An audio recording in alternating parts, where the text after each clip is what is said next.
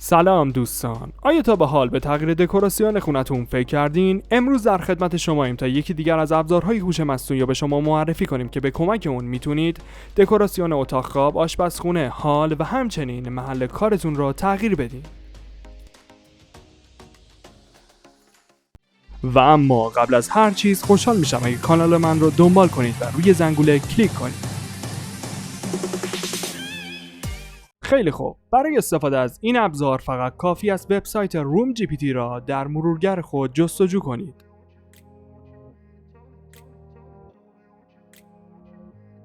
بعد از اینکه صفحه اصلی وبسایت برای شما باز شد، فقط کافیه روی ریدیزاین یور روم کلیک کنید.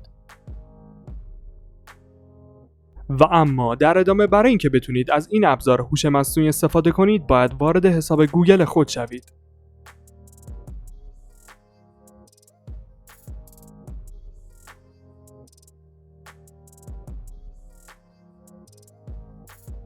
در این قسمت شما باید عکس هر جایی از خونتون که میخواید هوش مصنوعی دیزاینش رو براتون تغییر بده انتخاب کنید.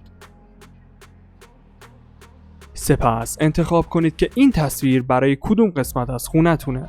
به عنوان آخرین آیتم شما باید نوع دیزاینی که انتظار دارید هوش مصنوعی برای شما طراحی کنه رو انتخاب کنید.